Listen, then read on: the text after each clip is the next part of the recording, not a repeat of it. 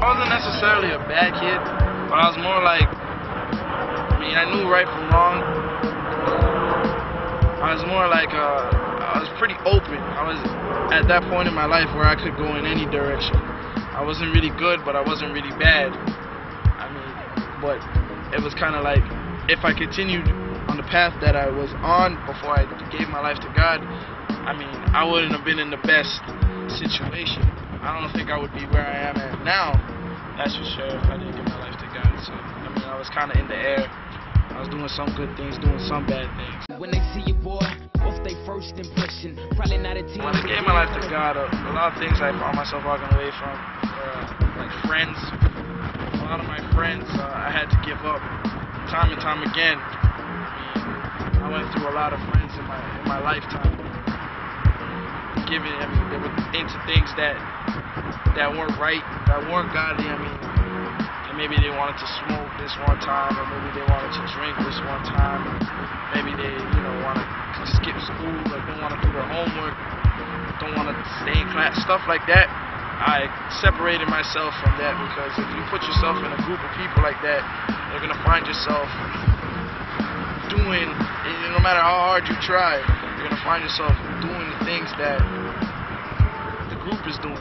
So if that bad group is doing bad things, and you're the only good guy, eventually you're going to end up doing some of the things that they're doing. Maybe not all of it, but you're still going to, because you're around it so much, you're going to be tempted to do some of the bad things. So I try to take that temptation out of my life. Find good friends, surround myself around good people, better people than those guys. In a country where sharing my faith may get me shot up. The usual, what every teenager is tempted with girls. With girls, lust. I'm trying to get into things that you're not ready for. What else? Like finding other ways to get money, and you know what I mean by finding other ways to get money. Not necessarily getting a job.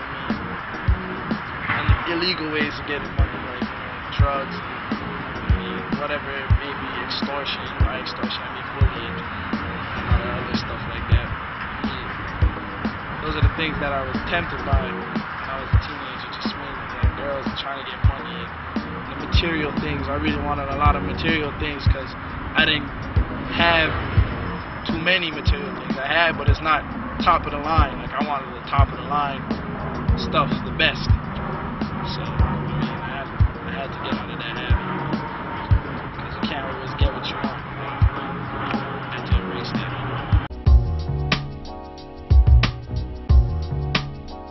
My relationship with Jordan, he used to come to the church, the younger kids session, and I used to be a leader. I used to be a leader at that time, but me and him, we didn't really talk much, but I played basketball with him a few times, and I seen him around the way a few times. If I seen him on the street, I could say what up to him.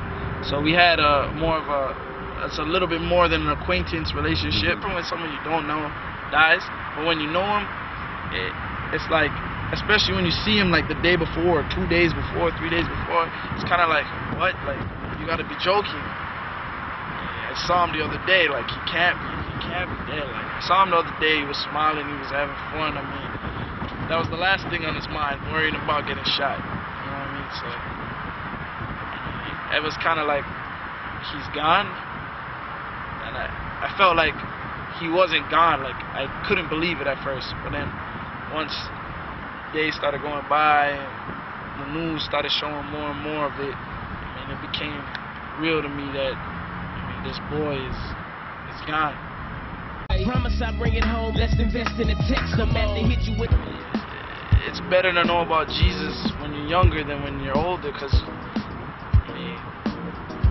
things ain't looking too good in regards to the way the world is turning out. People younger and younger every day are dying. There's a lot of people in the church, if you ask them when they found out about God is when they were 18, 19, 16, 17, in their teens. And then when after you talk to them, they'll tell you, boy, I wish I was your age when I found out about God, because it would have made my life a heck of a lot easier. So I'm telling you, learn about God now. I'm telling you, you will benefit from it now more than anything. Let's hear it one for the pastors and preachers, those who was burning the teachers. One time, I had to take a visit to Vermont, but the thing was the flight wasn't in Toronto. I couldn't fly to Toronto. I had to fly to Buffalo. My coach couldn't do it. It was real short notice, but I let Olu know. Olu, I think he pretty much dropped everything he had. Like, he postponed like a meeting or something he had to do.